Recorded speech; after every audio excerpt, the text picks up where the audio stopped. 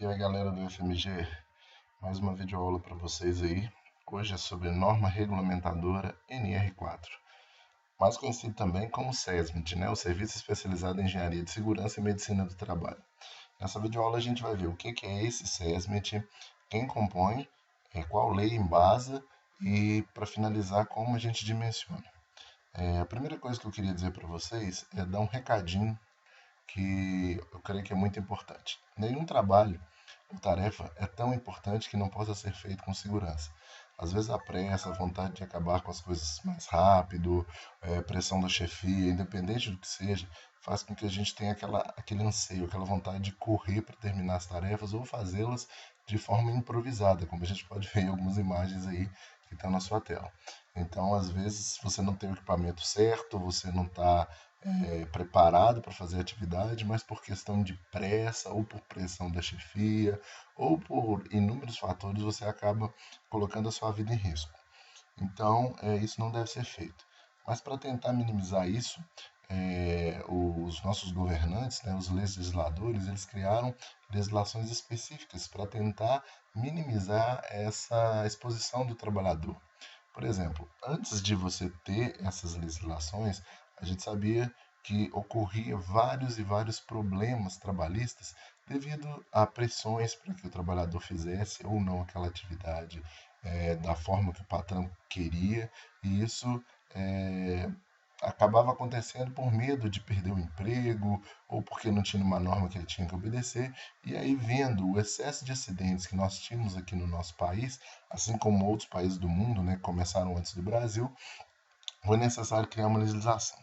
Então, em primeiro lugar, a gente teve lá em 1943, né, na CLT, a existência de serviços especializados na empresa. Se você for no artigo 164, você vai ver a criação desses serviços especializados. Basicamente, os serviços especializados de segurança do trabalho são aqueles profissionais que, em conjunto, ajudam a desenvolver a segurança dentro do ambiente de trabalho. Isso a gente vai falar mais à frente. Só que em 1972 surge uma portaria, a 3237 do Ministério do Trabalho, que aí sim passou a ter o nome SESMIT, Serviço Especializado em Segurança, Higiene e Medicina do Trabalho. Não era exatamente o SESMIT da forma como a gente tem hoje, mas já nessa época surgiu esse nome. Realmente, agora nós temos uma equipe, nós temos pessoas que têm que ser especializadas para poder atuar. Quando a gente chega em 1978, essa portaria foi revogada, e aí eles fizeram uma revisão no capítulo 5 da CLT, e aí surgiu a portaria 3214 de 78, que também embasa todo esse conceito que a gente tem de SESMIT hoje. Daí a gente veio ao que existe hoje. Quando chegou em 1983, surgiu a NR4. Nós sabemos que hoje nós temos 36 NRs, isso daí pode variar de acordo com que existam necessidades sobre algum tema ligado à segurança, algum tema específico, as NRs são criadas. Atualmente nós temos 36 NRs. A NR4 é uma das principais, porque nela é que se encontra todos os dados e todas as informações necessárias para a criação e para a manutenção desse SESMIT, que hoje tem um nome já fechado, determinado, muito semelhante àquele que eu acabei de dizer lá em 1972. Hoje a gente tem como padrão Serviço Especializado em Segurança e Medicina do Trabalho, o SESMIT, tá ok? Isso foi criado na portaria número 33, né, aprovado, na verdade foi criado antes, mas ele foi aprovado na portaria de número 33 no ano de 1983, é o que a gente segue até hoje no Brasil. O que estabelece essa NR4? Ela estabelece que todas as empresas públicas e privadas que possuem funcionários registrados na CLT, conforme o artigo 162, de organizarem e manter um funcionamento do SESMIT, né, ou em funcionamento do SESMIT. Tome cuidado com esse termo, né, porque é uma coisa que as pessoas erram muito, de que todas empresas públicas e privadas, esse termo, essa frase, tem que ter o SESMIT. Não são todas empresas públicas e privadas. Você tem que tomar cuidado com a questão que está falando aí, ó, que os funcionários registrados na CLT, na Consolidação das Leis Trabalhistas. Por quê? As empresas públicas têm várias pessoas em regime estatutário, que é via estatuto. Então, as pessoas que estão em regime estatutário não seguem, pelo menos em teoria, a NR4. Existem leis específicas muito semelhantes à NR4, né, portarias específicas semelhantes à NR4, que estabelecem o que deve ser feito no serviço público estatutário. Então, quem são as empresas públicas que têm funcionários registrados na CLT? Toda aquela, independente se você está trabalhando para uma prefeitura, para o estado, para a federação, se você está numa empresa que te assina a carteira, você está em regime CLT. Então, existem empresas também que são consideradas públicas, mas elas são de capital misto. Um exemplo é a Petrobras. A Petrobras, apesar de ser uma empresa considerada estatal, ela tem um capital misto, né? Boa parte dela é vendida em forma de ações, apesar do governo ser majoritário, e os seus funcionários são contratados em regime CLT. Então, a Petrobras ela tem que seguir a norma NR4. Tá certo? O CLT ele é totalmente diferente, ele não trabalha com aqueles conceitos que a gente está acostumado de estabilidade. É uma coisa para se discutir à parte e depois, se alguém tiver dúvida, eu posso até esclarecer.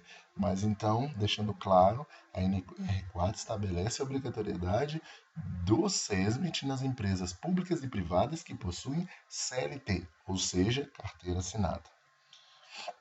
Quais são as principais atividades que o SESMIT ele tem que realizar na empresa? Primeira coisa, desenvolver a cultura prevencionista. Nós, naturalmente, principalmente aqui no Brasil, temos a cultura corretiva, né? Aquela cultura que só segue o princípio de aconteceu um acidente, aí sim eu vou fazer alguma coisa. Quebrou um equipamento, aí sim eu vou consertar. Então, a gente trabalha muito de forma corretiva. Depois que a coisa aconteceu, é que a gente toma ação. Mas isso não é a forma mais indicada para se trabalhar com segurança, principalmente se for segurança das pessoas. Porque pessoas, né, a vida das pessoas é o bem mais valioso que a gente tem na nossa sociedade. Então a gente tem que fazer de tudo para preservar essa vida. Então preste atenção, desenvolvimento de cultura prevencionista é um dos principais objetivos, para não dizer o principal objetivo dentro do SESMIT. O técnico de segurança, o engenheiro de segurança, todos aqueles que compõem o SESMIT, eles têm a missão de fazer programas que levem as pessoas a trabalhar de forma preventiva, de buscar ações para evitar incidentes, para evitar uma série de problemas antes que eles aconteçam, beleza? Orientação sobre atos e condições inseguras. A gente viu em algumas aulas aí a explicação do que é ato e condição insegura. Então, às vezes, a pessoa está cometendo uma situação, está participando, né, de um ato inseguro, está realizando um ato seguro, ela está trabalhando em um local onde tem a condição segura, e às vezes ela está fazendo isso não porque ela quer ou porque ela foi orientada por alguma pessoa, mas até por falta de sabedoria, né, por falta de conhecimento. Então, o SESMIT, às vezes, ele intervém dentro da atividade laboral, mostrando para os funcionários, né, para os gestores, para toda aquela equipe, que aquela situação é uma situação de iminente risco, que o ato que ele está cometendo é um ato incorreto. A redução e o controle das condições ambientais. Redução, quando a gente fala na questão da condição ambiental e controle, redução dos riscos, claro, né? Redução dos problemas que a gente encontra. Controlar para que o ambiente ele esteja dentro de padrões, de normas, que a gente tem várias NRs que determinam isso, NBRs, diretrizes. Então você tem que tentar trabalhar para que o ambiente mantenha essas condições mínimas de segurança e higiene no trabalho. Fazer motivação da equipe, né? Por mais estranho que algumas pessoas acham quando você fala motivar a equipe, a segurança do trabalho ela também tem esse papel de motivar a equipe, para a equipe trabalhar sempre animada, para que a equipe sempre trabalhe segura, para que a pessoa sinta-se à vontade naquele local de trabalho, para que ela se sinta satisfeita, porque pessoas satisfeitas, elas correm menos risco de acidentar, porque elas estão ali alegres fazendo seu serviço, com boa vontade, né? Então, essa motivação também é uma forma de prevenção de acidente. Otimização dos métodos de trabalho, que quanto mais padronizado, quanto mais otimizado, quanto melhor forem os equipamentos, as suas proteções, menores serão as chances de que a pessoa venha a se acidentar. Contribuir para a melhor qualidade de vida. Aí a gente entra com várias coisas, desde ginástica laboral, jogos, salas de bate-papo. Hoje na empresa, nós não podemos trabalhar mais com aquele conceito de que é trabalhar, trabalhar, trabalhar, trabalhar, sem parar, porque a gente tem até aquele filme Tempos Modernos, que a pessoa ela tem um limite.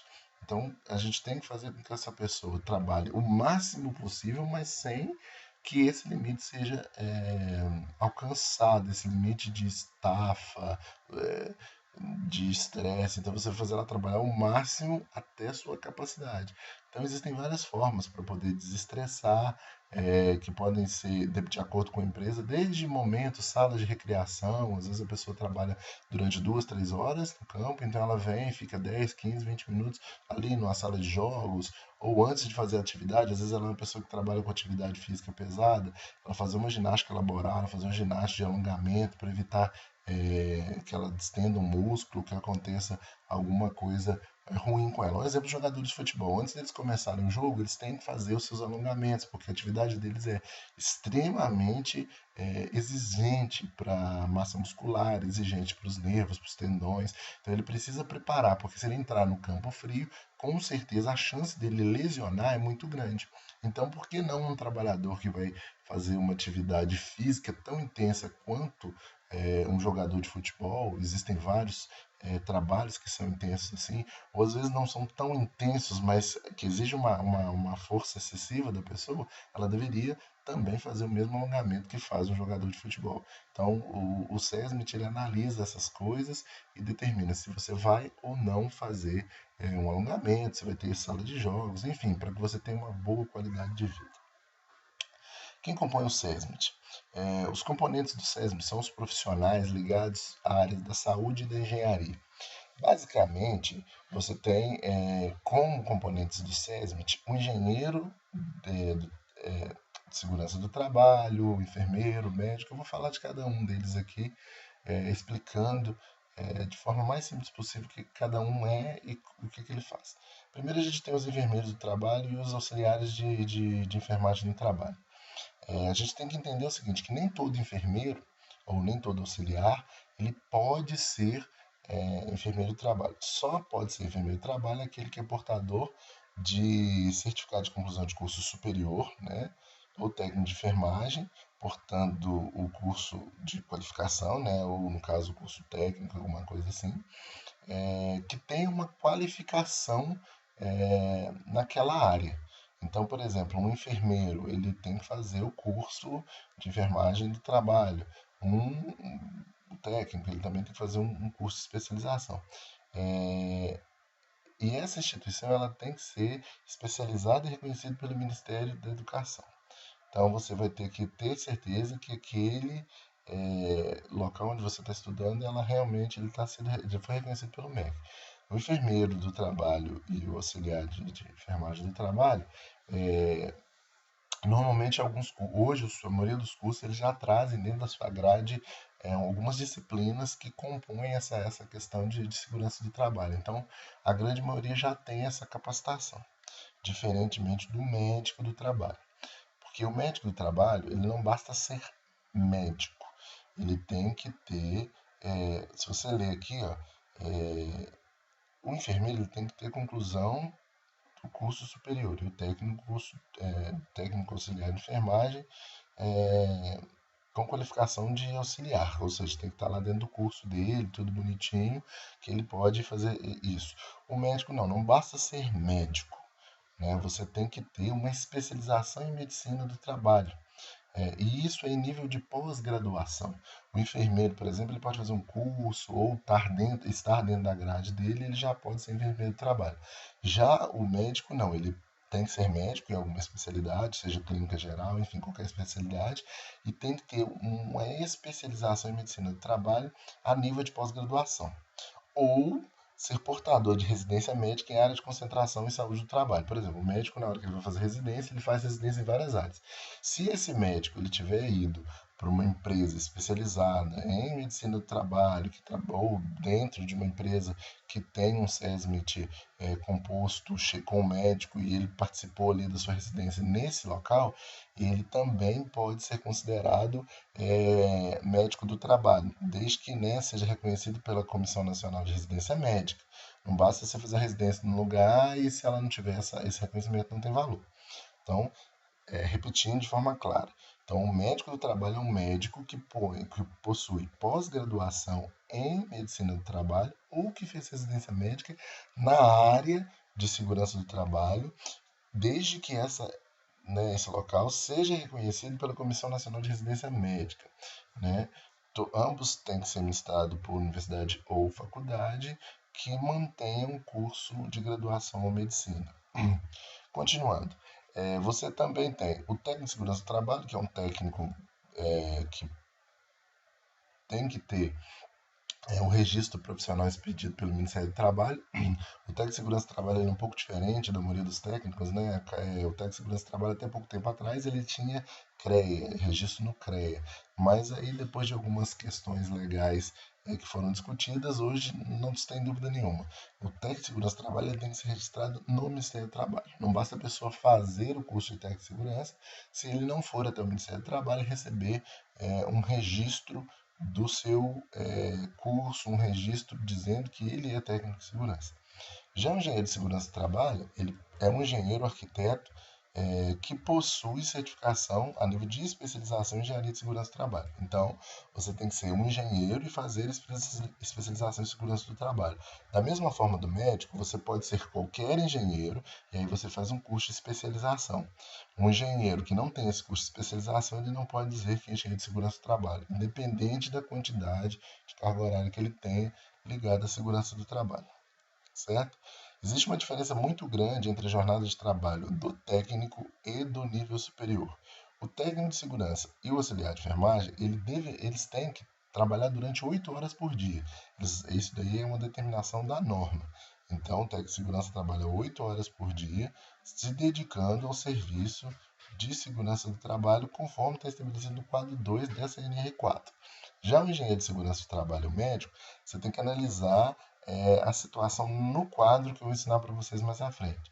Ele trabalha no mínimo 3 horas, se ele tiver em tempo parcial, ou 6 horas em tempo integral, deixando claro que isso é mínimo. Então, por exemplo, se você for lá no quadro e tiver descrito que a pessoa tem que trabalhar 3 horas, se a empresa quiser que ele trabalhe 4 ou até mesmo 8, nada impede. O que está lá no quadro, o que está lá na determinação é que, se você tem uma empresa na situação X, então você é obrigado a ter aquele profissional no mínimo X horas. Tá certo? Então, no caso aqui do técnico de segurança, se você tiver exigência da presença dele lá, ele tem que trabalhar no mínimo 8 horas por dia na sua empresa.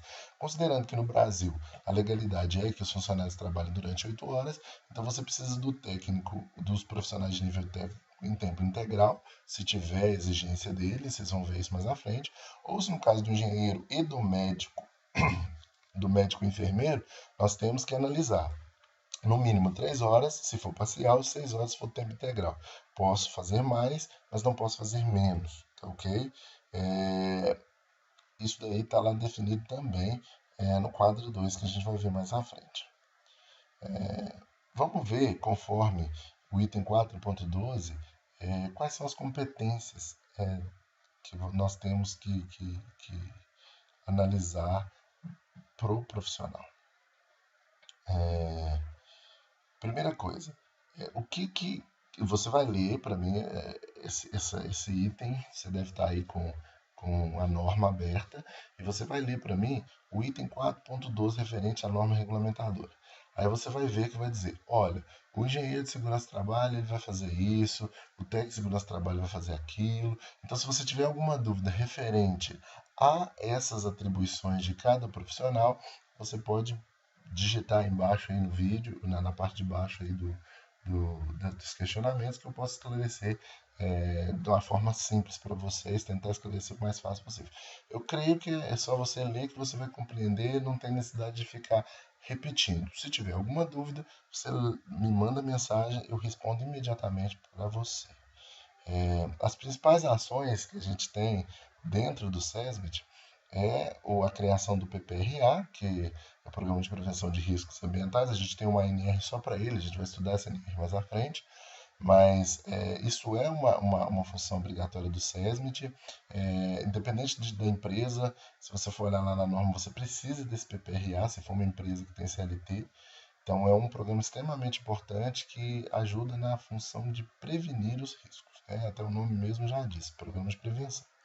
Outro programa que é obrigatório é o PCMSO, que é um programa ligado aos médicos do trabalho. As empresas também têm que ter esse programa, que vai trabalhar de forma prevencionista, vai trabalhar com aquela questão de você ter exames periódicos para garantir a saúde do trabalhador, você tem aquela questão de treinamentos em relação às coisas ligadas à parte da medicina. O PPRA ele tem as coisas ligadas, os treinamentos ligados à parte de engenharia. Então, como se fosse um programa da engenharia e um programa da medicina. Mas quando você vai aos programas, depois vocês têm NRs específicas para entender esses programas, apesar do PPRA ser um programa da engenharia de segurança, você vê várias ações ligadas à medicina do trabalho e vice-versa. O PCMSO é um programa da medicina do trabalho, mas você vê algumas coisas que também estão ligadas à engenharia, tá certo? Não tanto quanto o PPRA,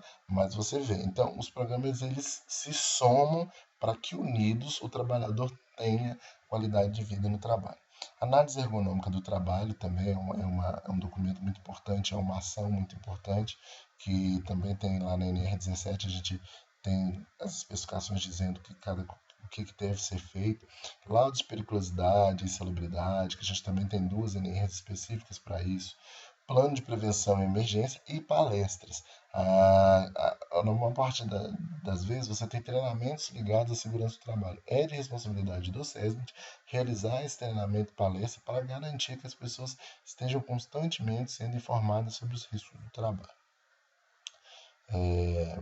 Só para a gente dar uma revisãozinha, eu disse que cada um daqueles itens eles tem uma NR. Do PPRA, nós temos a NR9, né? Ele objetiva definir uma metodologia de ação a fim de preservar a saúde e a integridade dos trabalhadores.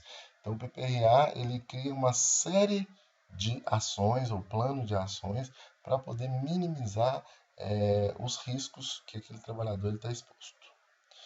Já o NR7 é a NR que diz quais são as definições que você vai colocar lá no PCMSO. Ela descreve o PCMSO, ela diz o que tem que ter e o que não tem que ter. Basicamente, o que a NR7 faz? Ela orienta a realização de exames médicos e orientações educacionais sobre saúde. Então, principalmente nessa parte da educação sobre saúde, que você acaba tendo uma interação com a parte de engenharia. Essa parte de orientação de exames médicos, assim, não está tão ligada à engenharia de segurança, está ligada à medicina do trabalho. Já lá no NR9, você tem coisas ligadas, por exemplo, a preservar a saúde e a integridade. Então, tem a parte de higiene, que às vezes entra em consonância com a parte médica. Enfim, esses dois programas eles interagem muito, apesar de ser dois programas bem específicos. Um da engenharia, outro da medicina. A análise ergonômica do trabalho nem está descrita aqui, mas ela é contemplada na NR17, né? Foi um vacilo não ter colocado. Basicamente, ela consiste em entrevistas com o trabalhador, identificação sistêmicas de técnica de trabalho, definição de risco ergonômico através de várias técnicas, né? E definição de melhorias necessárias. Então, você vai fazer análise do ambiente de trabalho, análise das condições, análises posturais, talvez você vai fazer algumas avaliações biomecânicas, você vai usar alguns métodos bem específicos, como o método de NIOSH, enfim, você vai fazer uma investigação de como está a questão ergonômica dentro do trabalho, deixando claro que a ergonomia não está ligada somente à parte postural, mas também à parte ambiental. Como está a situação ambiental, como está a parte cognitiva daquela pessoa no posto de trabalho. Então, um estudo, né, das questões físicas e cognitivas daquela pessoa no seu local de trabalho, no seu posto de trabalho. A gente também tem o plano de prevenção de emergência, né?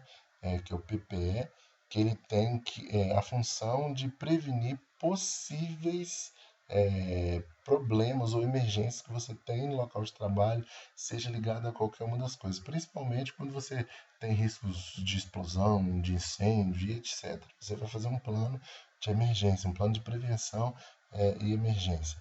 Ele tem que ser bem simples, ele tem que ter flexibilidade, dinamismo, adequação e tem que ser o mais preciso possível. De preferência que você periodicamente realize simulações para garantir que as pessoas elas estejam realmente preparadas para o risco. Mas isso é foco de outras aulas. Eu estou dando só uma geral para vocês saberem que isso existe e que isso está lá contemplado na NR. Isso é função do SESMIT, perdão. Então, eu só estou citando isso para você saber que essa é a função do SESMIT e que vocês, como técnicos, vão apoiar. Se você que está ouvindo a aula é técnico de segurança, você vai fazer. Mas se você é técnico em alguma outra área que eu leciono, você vai apoiar esse técnico de segurança, esse engenheiro de segurança na realização e na implementação de todos esses programas. O mais interessante é nós sabermos, independente se somos técnicos de segurança, se somos técnico de açúcar e álcool, se sou técnico de manutenção automotiva, se sou engenheiro de produção, independente de quem está assistindo a aula, o importante é você prestar bastante atenção no seguinte: o SESMIT ele é obrigatório, existe uma lei que obriga que você crie esse SESMIT. Então, como esse SESMIT vai ser dimensionado? Como eu vou determinar quantos técnicos de segurança, quanto engenheiro, quantos enfermeiros vão ter que ter no meu local de trabalho? Para isso, existem os quadros de apoio do NR. Então, eu vou mostrar esses dois quadros, explicar como cada um funciona e finalizar essa videoaula e depois a gente vai ter outras videoaulas, tá ok? Então, primeira coisa, olha, você tem que identificar o que a gente chama de grau de risco. E o segundo é relacionar o grau de risco com o número de funcionários. Então, para dimensionar o SESMIT, eu preciso saber qual é o grau de risco e quantos funcionários tem na empresa. Esse grau de risco ele varia de 1 a 4. Tá? Então presta atenção. O nível 1 é o menor nível, mas que representa menos risco. Já o nível 4 é o maior nível, onde você tem maior risco. Tá certo? Então é só para a gente saber que a classificação começa do 1 e vai até o 4. Então o risco vai crescendo de acordo com que o número cresce. Tá certo? Então, quando você vai lá no quadro 1, isso aqui é a primeira parte do quadro 1. Se você abrir esse NR, você vai ver que o quadro 1 ele é enorme. Ele tem basicamente todas as áreas de trabalho que existem no Brasil. Né? E se atualizar, a NR atualiza e coloca essa nova área. Suponhamos que crie uma nova área de trabalho, né?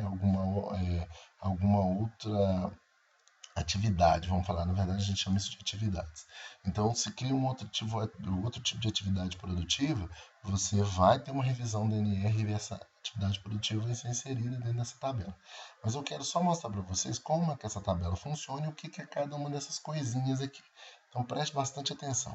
Primeira coisa, esse número que você tem aqui à sua esquerda, esse número tem o nome de KNAI.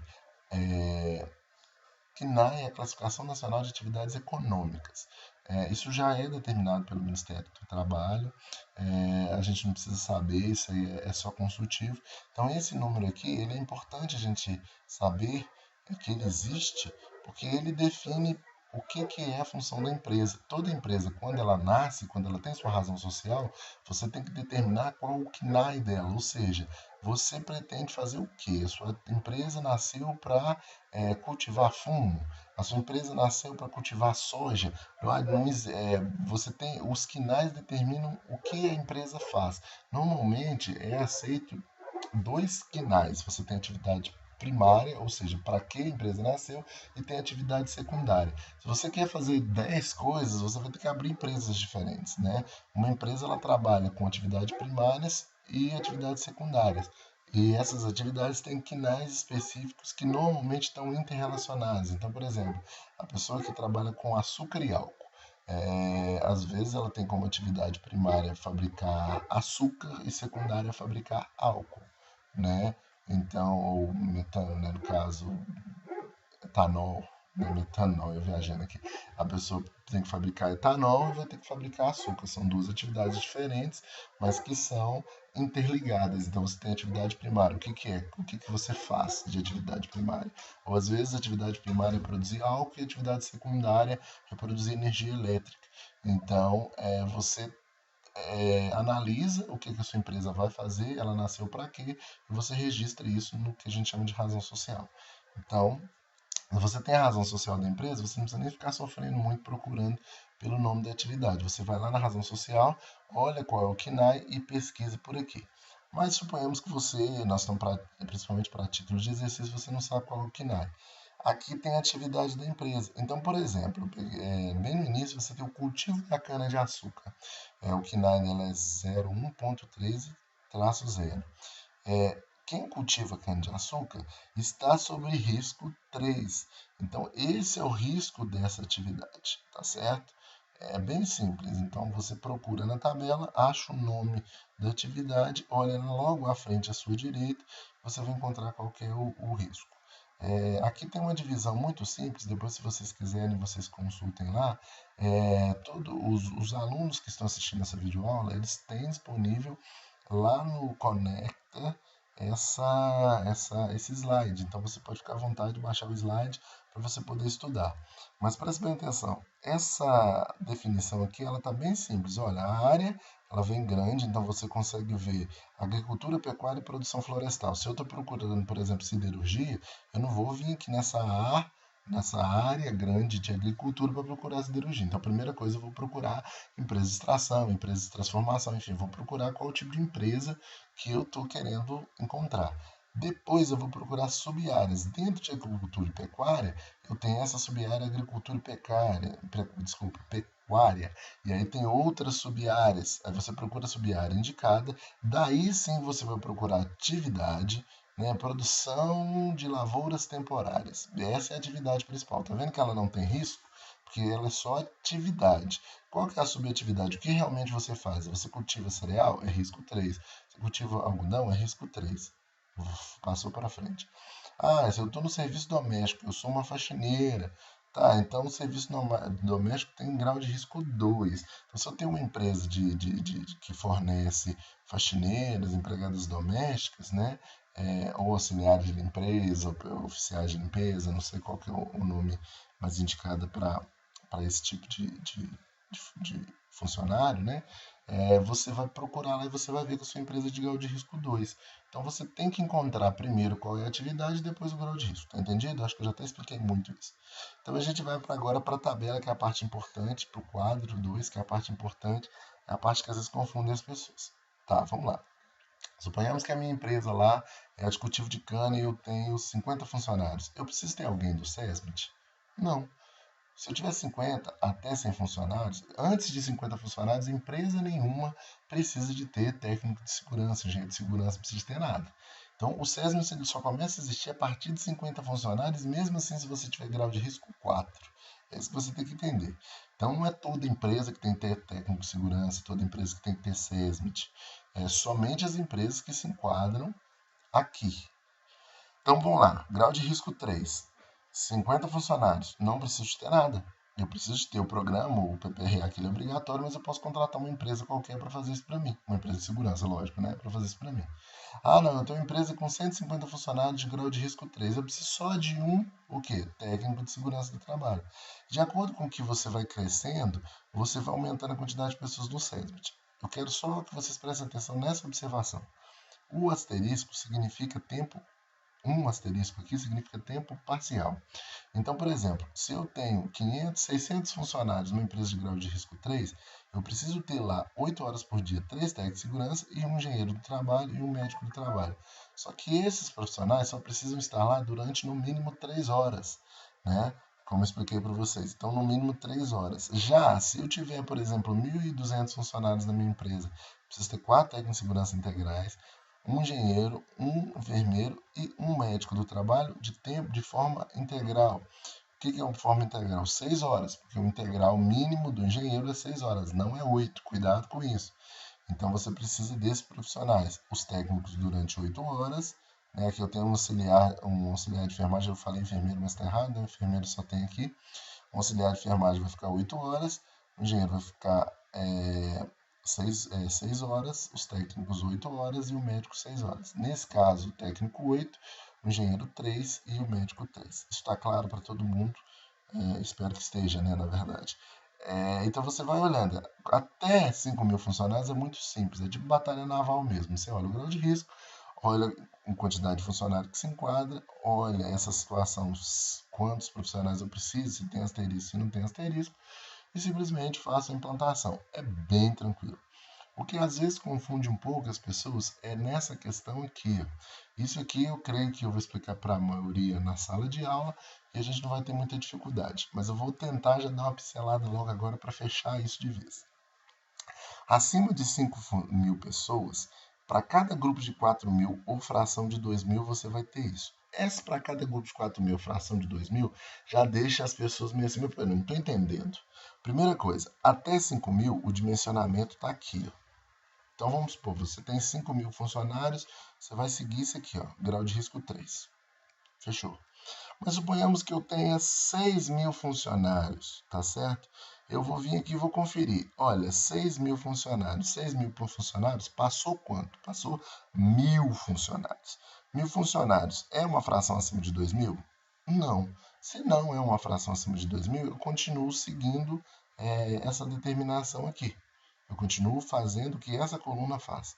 Ah, Carlos, eu tenho 2 mil funcionários, tem 2.010 funcionários, né? Acima de 2 mil, 2.010 funcionários. Então, qual que vai ser a realidade? Olha, eu tenho 7.010 funcionários e passou 2.010. Se passou 2.010, esse 2.010 é uma fração acima de 2.000. Então, eu vou pôr mais isso aqui. Então, presta atenção. Se eu tenho 7.010 funcionários, eu vou ter 6 técnicos de segurança para essa fração até 5 mil. Vou pegar os outros 2.010 que está sobrando e vou somar mais 3. Então, significa que eu vou ter o quê? 6 mais 3, 9 técnicos de segurança para 7.010 funcionários. Suponhamos o seguinte. Ah, não, Carlão, então eu tenho 9.010 funcionários. Aí, olha só, essa parte que você tem que tomar cuidado. 9.010 funcionários, eu vou ter quantos técnicos de segurança, quantos engenheiros de segurança? Mínimo, tá, gente? Estou falando de mínimo. Você vai vir aqui e vai conferir. Olha, eu tenho 5 mil, já está aqui. Então, eu vou ter 6 técnicos de segurança. Sobrou-se 4.010 funcionários. Presta bem atenção. Eu tenho um grupo de 4 mil. E não sobrou nenhuma fração, né? No caso, o grupo de 4 mil e sobrou 10. 10 não é uma fração acima de 2 mil. E eu tenho 4 mil. Eu só vou acrescentar 3. Eu não vou pegar 2 grupos de 2 mil e vou acrescentar 6 e vai para 12. Então, ou seja, se eu tiver entre 7 mil e até esses 10 mil praticamente, eu vou ter a mesma quantidade obrigatória de técnico de segurança, tá certo? Vocês têm que entender o seguinte, é como se você somasse todos esses funcionários e fizesse uma média, uma coisa meio louca. Então, vamos devagar. Para 7.010, eu tenho uma fração de... Opa, deixa eu voltar aqui. Eu tenho uma fração de 2.000. Então, eu vou ter que somar mais 3. Para 9.010, eu tenho uma fração de 4.000. Um grupo de 4.000. Então, eu vou ter mais 3. Então, vocês vão entender o seguinte. Olha, se eu tenho, por exemplo, 10 mil e... se eu tenho 10 mil... 11 mil funcionários, por exemplo. 11.010 funcionários. Vamos entender.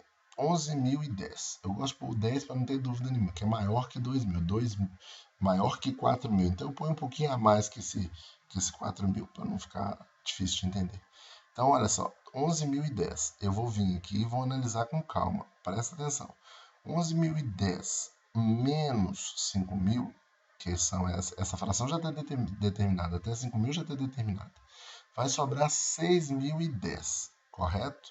6.010, eu tiro um grupo de 4.000, já tenho que somar mais 3 técnicos de segurança. Então, já não tenho mais 6, eu já tenho 9. Sobrou mais um grupo de 2.000. Esse grupo de 2010 que sobrou é uma fração acima de 2.000. Logo, eu tenho que somar mais 3, então vai para 12. Espero que vocês consigam entender mais ou menos isso. De qualquer forma, eu vou tirar a dúvida do pessoal dentro de sala de aula, e se você que está assistindo talvez não queira tirar essa dúvida um pouco antes, registra lá embaixo, me pede a explicação que eu tento mandar de outra forma para você conseguir compreender, ok? Aqui é a continuação desse quadro que mostra o que que eu expliquei já anteriormente, que um asterisco é tempo parcial, e 2 é dimensionamento total, que deve seguir aqueles padrões que eu acabei de explicar para vocês, da fração de 4.000 a fração acima de 2.000. Tem uma observação interessante que para os hospitais ambulatórios, ou enfim, para as áreas de saúde, existe uma exceção, né? Todo mundo que tiver mais de 500 funcionários ou empregados, desculpa, funcionários é do funcionalismo público, empregado, ele deverá contratar um enfermeiro de trabalho em tempo integral. Isso é norma, tá, gente? Então, é uma observação que eles colocaram na norma para a gente não se esquecer. Por que o SESMIT talvez não dê certo em algumas empresas, né? O que está acontecendo? Que às vezes o serviço de segurança ele não é tão bem usado. Primeiro, selecionar uma equipe. Você precisa de uma equipe especializada de verdade, de técnicos, engenheiros que saibam o que estão fazendo. Então ele tem que conhecer bem as normas, ele tem que estudar, ele tem que se preparar. Então você tem que selecionar bem para saber se esse profissional é um bom profissional, se ele realmente tem domínio da área de segurança do trabalho. Outra coisa é que atualmente os profissionais da área do SESMIT eles não são tão bem remunerados, principalmente quando se trata de técnico de segurança do trabalho. Os profissionais de nível superior, eles até são relativamente bem remunerados, mas o nível técnico ele tem um salário muito baixo. O salário do técnico normalmente é abaixo da média. E isso tem desmotivado muito as pessoas a se especializarem e se manter nessa profissão. Outra coisa é que tem muita empresa que isola o SESMIT. Ela tem o SESMIT porque a lei obriga que ela tenha, mas ela não trabalha com o SESMIT de forma integrada, ela não tem o SESMIT como parceiro, ela tem o SESMIT como alguma coisa que incomoda. Então, nessas empresas, você acaba tendo problemas de implantar o SESMIT de forma verdadeira, de forma que deve ter sido feita, de forma adequada. Desculpa o erro.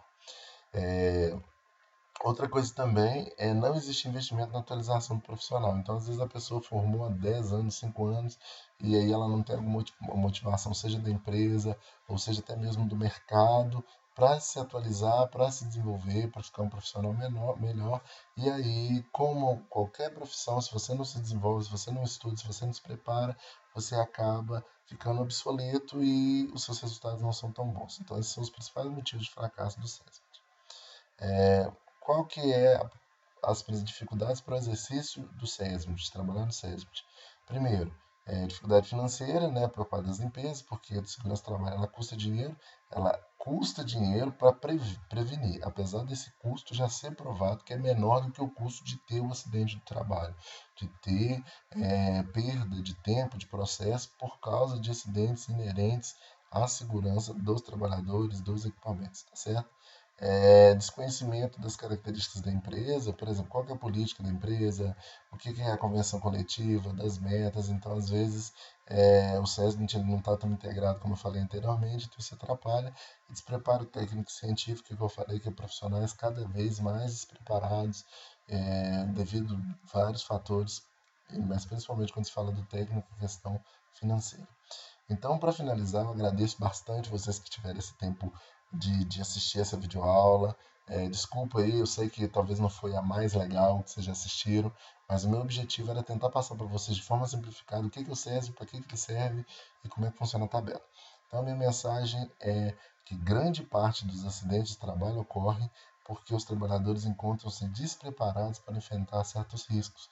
Então, nós temos a obrigação, como gestores e até mesmo como alguns, não sei quem está me assistindo, né, como técnico de segurança, como engenheiro de segurança, levar essa função a sério, levar esse trabalho a sério. Então você que está me assistindo, você é o principal responsável pela sua segurança e se você é um gestor, pela segurança dos seus trabalhadores. Então, um abraço a todos. Eu quero agradecer e dizer para o pessoal que os exercícios eles já estão disponibilizados no Conecta, tá certo? Mas de forma geral, a grande maioria das turmas, né, quando pergunta em relação aos exercícios, se você tiver alguma dúvida, você pode me passar um e-mail, você que é meu aluno tem meu e-mail, ou você pode fazer pergunta aqui embaixo. Obrigado a todo mundo e até a próxima videoaula.